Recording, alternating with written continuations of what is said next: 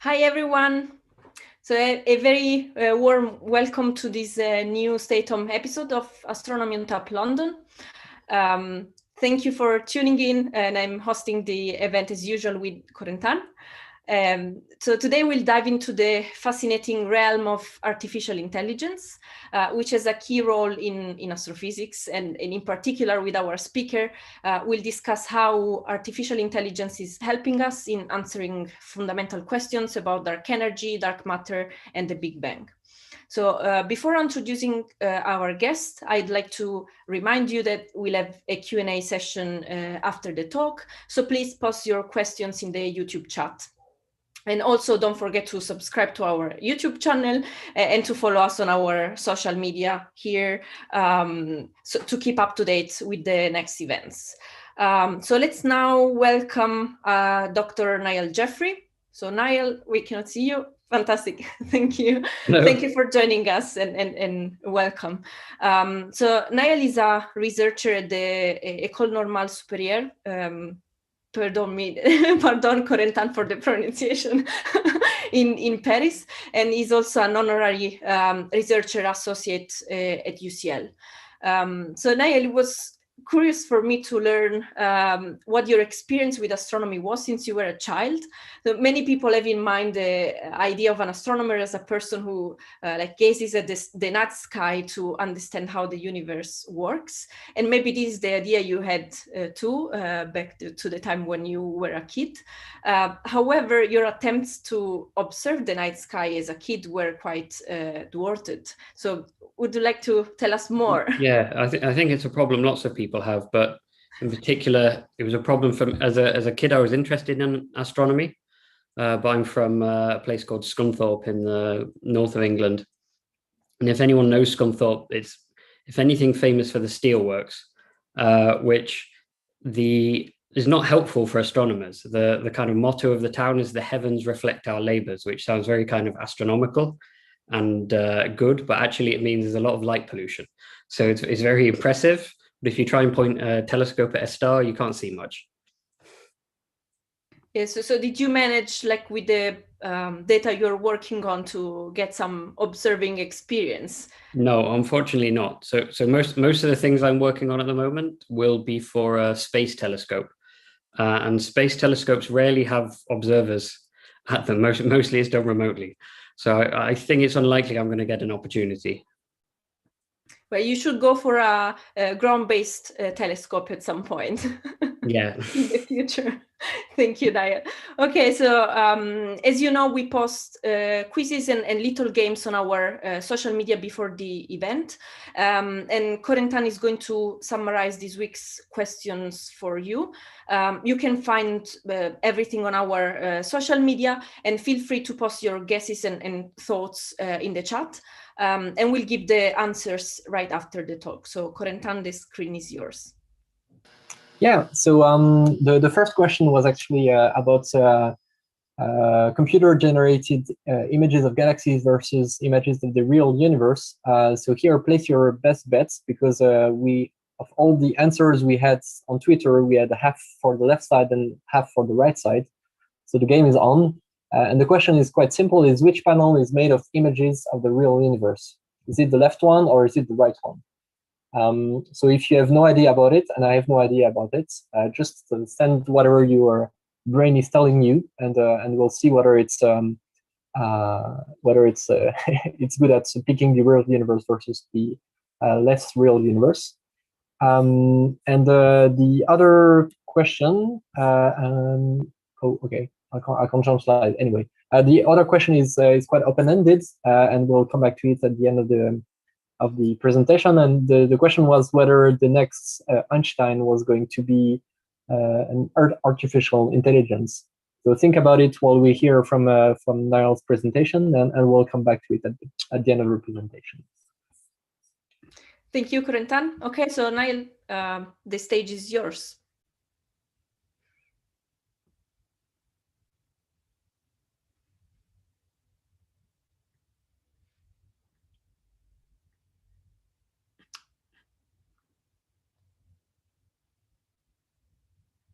Yeah, you are on mute.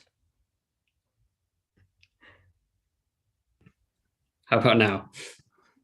It works now, yeah. Okay, perfect. That's a good start. Okay, so yes, hello, I'm Niall. So I'm a cosmologist working in cosmology and also statistics in the École Normale Supérieure in Paris and also in UCL on things like the dark energy survey. So I'm going to talk about learning cosmology with artificial intelligence. So this is a kind of general AI come cosmology image where you can see the cosmic web turned into a network. So we might want to jump in and ask ourselves some questions of AI challenges of cosmology. But I thought before we get into that aspect of it, it would be good to start off with what are the challenges for cosmology in general. So screw out the AI for a moment. So some of these challenges for cosmologists who are astronomers and physicists who study the evolution of the whole universe. Some of the questions are things like the Big Bang. What are the forces at work at the start of the universe, the initial time of the universe? Dark matter, which is a mysterious, unobserved substance in the universe that we can nevertheless work out is there because of its interaction with other objects through its gravity, so it still has mass. And also dark energy, which is something that's causing the universe to expand at an accelerated rate now, but we can't explain. So to describe some of these things, I'll first of all show a computer simulation of the kind of universe. So we start off with this box, and it's a simulated box of the universe, and it starts off very smooth at 13 billion years ago. And here the bright yellow patches are where matter is, actual substance, and the darker patches are where there's no matter, or less matter rather. And I'm going to evolve this box, run forward time, and you'll see that the heavy patches, the bright patches with more matter, attract each other into what's called the cosmic web. So through gravity, the matter is attracting itself. And then you form this kind of web-like structures where you have these bright patches where the matter in the universe is forming this rich, interesting web-like structure. And also something I didn't say while that simulation was running, because the universe is expanding, the box should have expanded by a factor of over 30, so it would be huge by now. So these two effects are going on. You get matter clumping and you get the box or the universe expanding and expanding. So this cosmic web tells us a lot about the way the universe works and the kind of forces involved in the universe and what make up our universe. Another aspect that is because of this expansion of the universe, another window into how the universe works is the cosmic microwave background, which is the oldest light in the universe. So early in the universe, about 300,000 years after the Big Bang, the universe expands and gets cooler. So light, which before was bouncing off particles, now the universe expands so the light can be freed and it goes in straight lines. So it has a one last bounce off a final particle, and then after that its path is free to go in a straight line. So this light is still moving today, and it's the cosmic microwave background. And if so it's microwave light, so it's in the microwave frequencies, and you can make an image of the night sky in this frequency, and you can see all these fluctuations. And this is because the universe, as you saw in that previous simulation at the start, had all these fluctuations in it. So we're able to get a kind of snapshot of this time of the universe by observing this cosmic microwave background. So this is another window into cosmology. And this is where we get our data from. So we can observe the cosmic web in different ways, and we can observe the cosmic microwave background. And there are ways of doing this. So here are some brief examples. So on the left here is a telescope. So it's in Chile, and it's where previously the dark energy survey ran from. So it's an observing galaxies, which tell us about the cosmic web. On the right is a telescope in the South Pole, a South Pole telescope. And that's in the South Pole because the sky is much clearer. And this gives us very high quality images of this oldest light in the universe, a cosmic microwave background. And in the middle, if you want even clearer sky, you can go to space. And this is a satellite, CMB satellite launching called Planck. And that observed from space the cosmic microwave background if you want really clear skies. So we have a lot of data that can tell us about how the universe evolves and the way the universe works. So this is we have some problems. We don't understand dark energy, dark matter, and the Big Bang. We have lots of data. And now I'm going to talk about machine learning, which is the kind of workhorse of these AI methods. So I'll give an introduction to neural networks, a speedy introduction to neural networks. So neural network, people sometimes call a black box. Here I've drawn it as a blue circle. So the idea is that you have this kind of function, this black box that you feed in training data. So lots and lots of training data, and it gives you some outputs.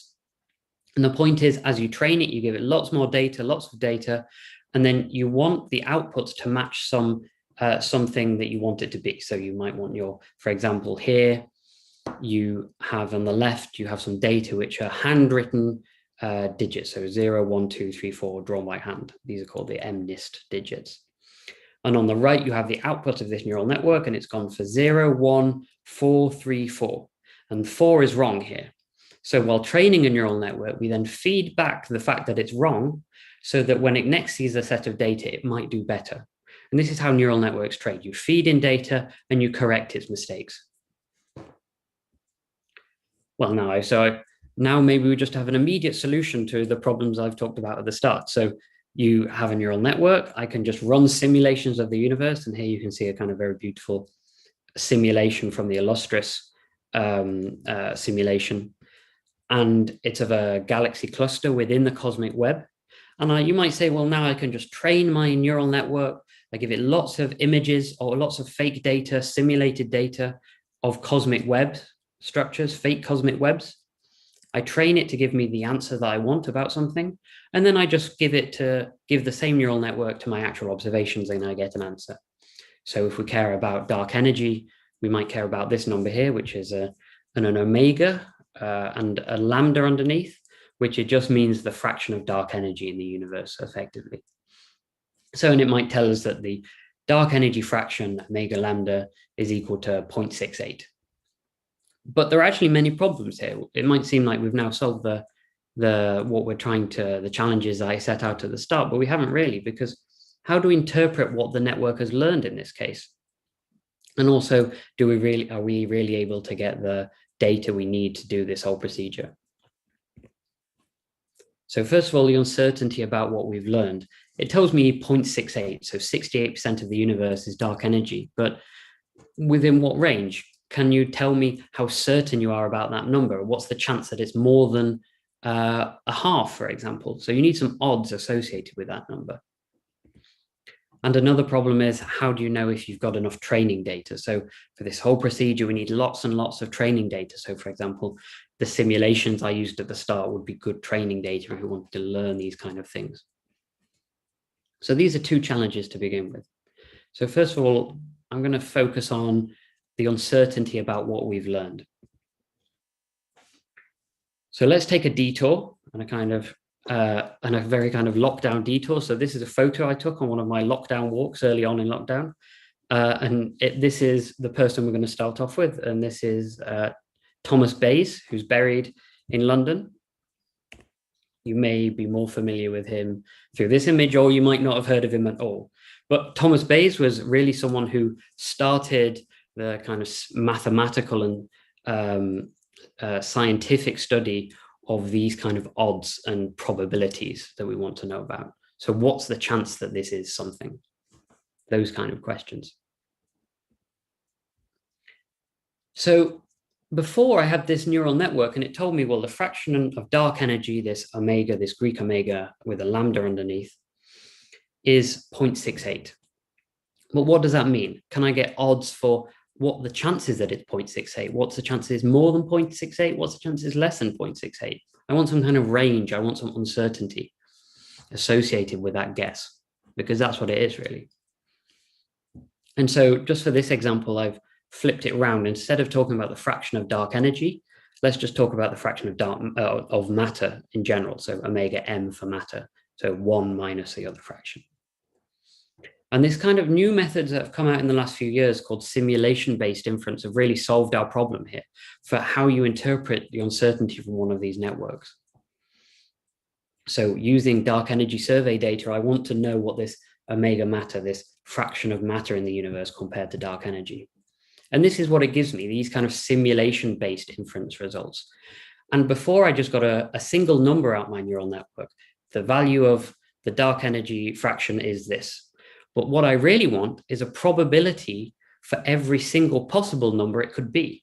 And that's exactly what we've got here. So we know that this line has very high probability for low values of our fraction of dark matter, or sorry, fraction of matter, and very low values for very low probability for very high values of the fraction of matter. So we haven't just got a single number out, we've actually got a number for every possible value of the quantity we're trying to get. So we've really been able to quantify how certain we are about all the possibilities. So this is a real breakthrough in these last few years.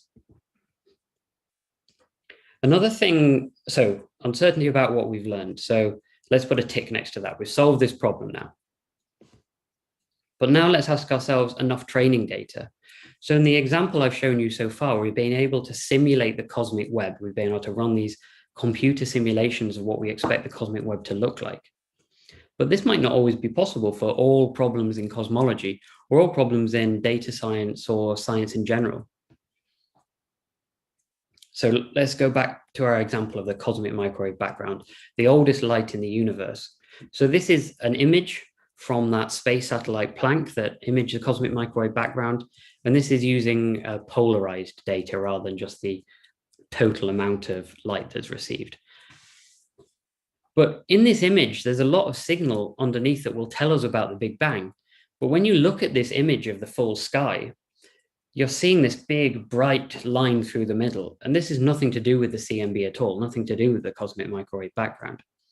This is entirely due to our own galaxy, the Milky Way, which is in front of the distant cosmic microwave background and therefore is completely obscuring it.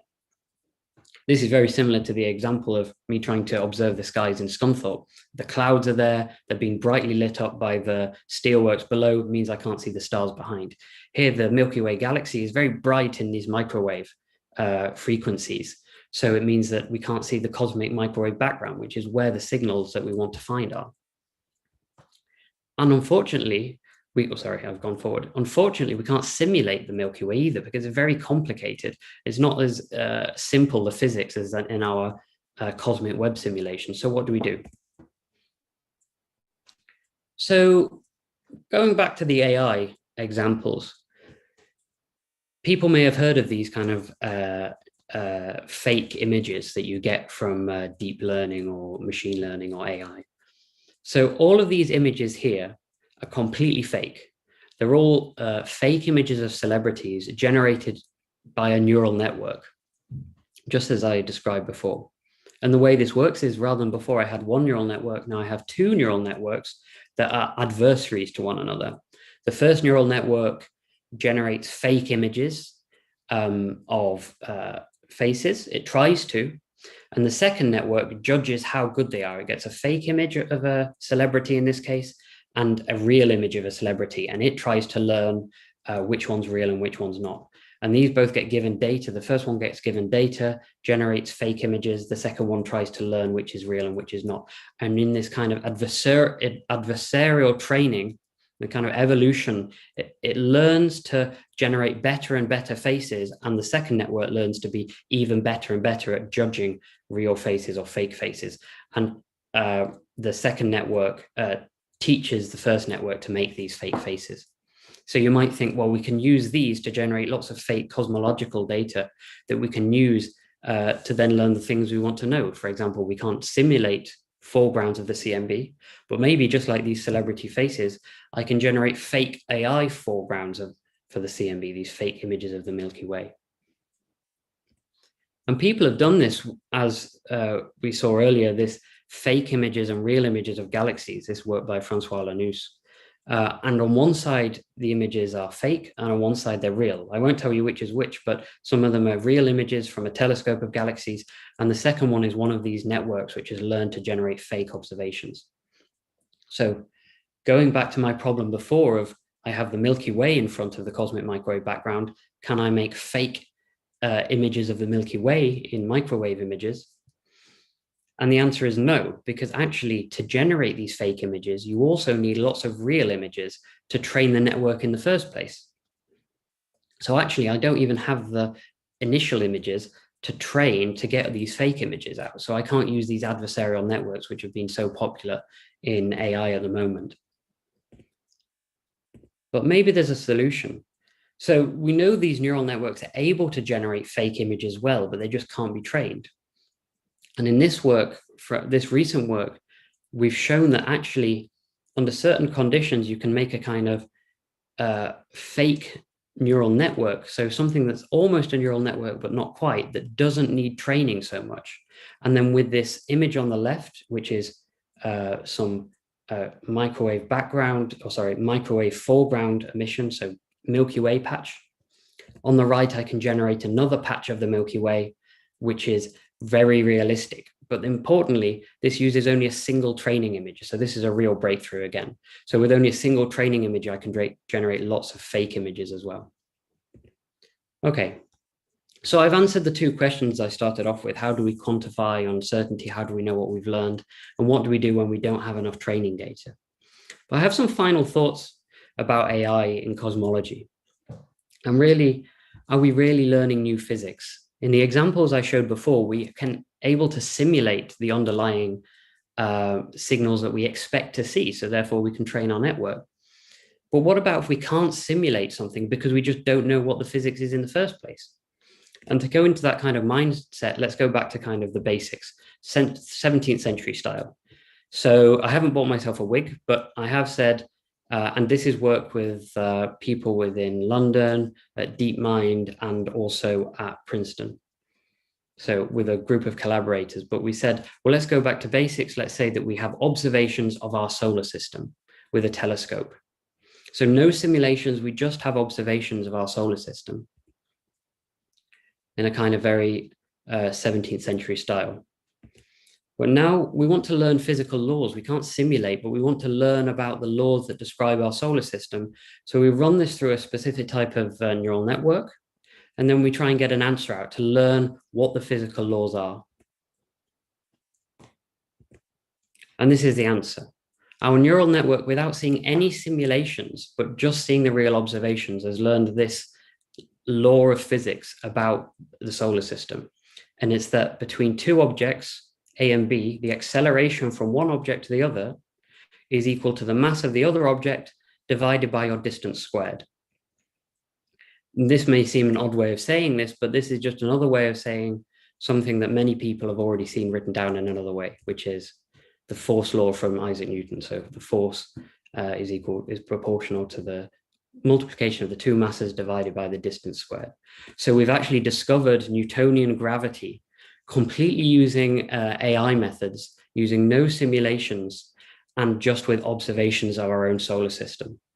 So this is learning new physical laws using data that we might expect to have from 400 years ago. So now we've done that. Let's see what comes next. Thank you.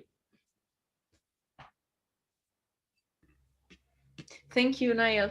That was very interesting. Okay, so feel free to start to post your questions in the chat.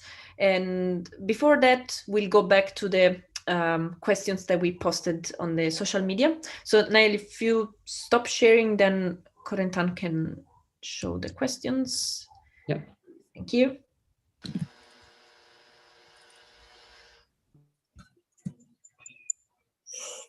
Okay, so the first question is related to the image you also saw in Niall's presentation. So which panel is made of images of the real universe, left or right? And we had a 50-50 answers on Twitter. Yeah, on Instagram we had 20% left and 80% right. Mm. Okay, that's interesting, because the left one is computer generated, so it's fake. It's not actual images of the universe, while the right one has been taken from observations. And I, as an astronomer, I have no idea of telling which one is which. I've been told it's the left one that is fake, but I couldn't make the difference. And so we had the other question. So do you think the next Einstein is going to be an artificial intelligence? So to this one, we don't really. There's no yes or no answer to that one. So maybe Niall, you can comment on that question. What's your opinion on that? I think humans have a biological limitation. They have finite neurons in their brain to think about problems. Eventually, computers will be able to think better than we can. The question will be, maybe the next computer will be an Einstein, but then we need to find a way that we can understand what it knows.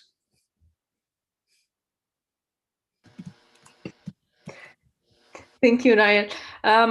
Okay, so while we wait for questions, maybe I found very fascinating the last example that you showed, but do you have other developments in mind that you and your group are working on? Yes, so here we've gone back 400 years to reproduce Newton. So we're now going to work our way through the centuries. We're going to try and reproduce relativity, maybe quantum mechanics. And there's lots of people working on these kind of problems. That's really interesting. And hopefully you get up to the time where we're at the problems we've got now, and then we can find new things out. What is your optimistic bet on when this singularity will be reached? When like AI is going to be able to compete for my own job? Well, I'm not sure. I'm not going to place bets on that. But I think in the next few years, well, it's either the thing. There's a question: has AI saturated? Are we at the kind of the growth of the curve at the moment, or are we actually near the end of the curve? And maybe in the next few years, we won't see as many developments as we've already experienced over the last few years. So Niall, maybe another point is that so how can a computer tell us how much of dark energy or dark matter is in the universe if we don't even know for sure what they are made of? I mean, yeah. How much can we trust these numbers? Well, exactly. It tells you how much of something there is, but it doesn't tell you what it is. So that's the real challenge for cosmology, knowing what dark matter is. And maybe these approaches will help us there too.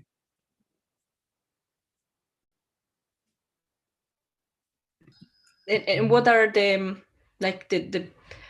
best predictions for dark matter, like the particles or? Well, that would depend on who you are and who you ask. I think there's lots of things about dark matter. It can't be made of atoms because it would then give off light. It interacts through gravity, so it has mass. And then there's lots of other things, but within that, there's lots of possible options of particles that it could be, or maybe changes to new types of physics that could explain dark matter. So we have a question that came up on the chat by Jack Martin, who's asking, surely only humans can think like Einstein, so how can a machine? Yeah, well, I'm not sure if that first statement is true, but maybe you don't need to think like Einstein. Maybe the end result of Einstein is just the equation, and how you get there is up to the kind of the thinking. The thinking then becomes a black box, how it got there. Yeah, if I can continue on that question, there are some groups that trained, for example, GPT-3. You know GPT-3? Which is that? So it's like a neural network that was trained on the entire Wikipedia. Yeah. Sorry. And so do you think that's one way we could teach AI to do physics? So instead of asking it to come up with new laws, we just give it all our libraries, all our knowledge, and have it crunch all the data, and then it magically learns physics. Is that something you believe in, or? But I think it needs to be understandable as well. The point of the last stuff with the planets is that at the end of it, it gives you an equation. So it means you can understand. I think the point of physics is not just saying, if I have some state of particles at some time later, what will that state be in? It's understanding why those interactions are happening. Partly because maybe that's just what physics is, but also if you understand how those interactions are happening for this system, then you can apply it to another system. You need to be generalized to different systems.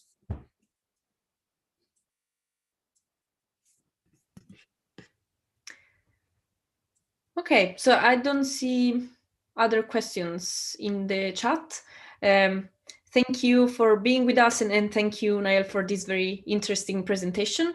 We'll take a break for more or less 1 month. We got something else probably in the chat. Corentana, can you take it? Yeah. Oh, okay. No, I can't. Okay. So, Jack, if you want to ask your question, go ahead.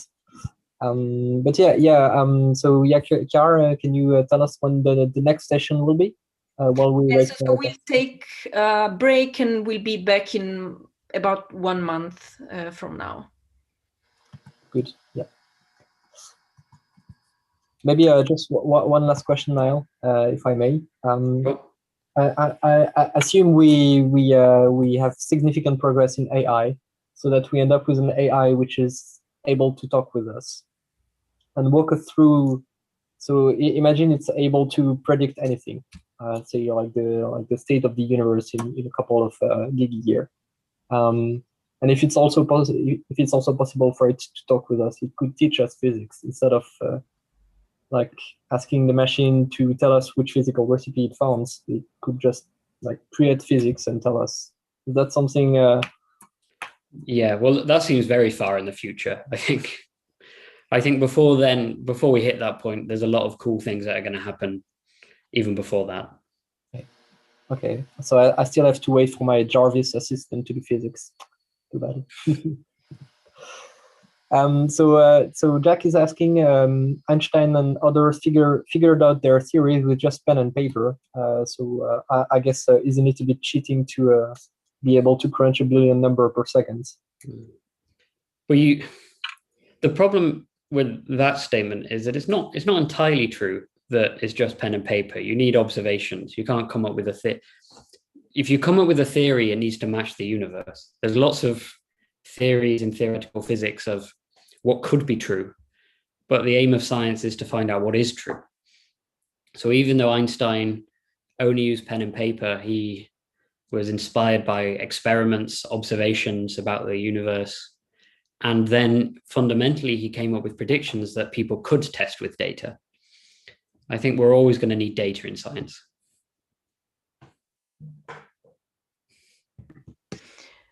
Perfect. Okay, thank you very much again, Niall. Cheers. Cheers. Bye-bye. Bye.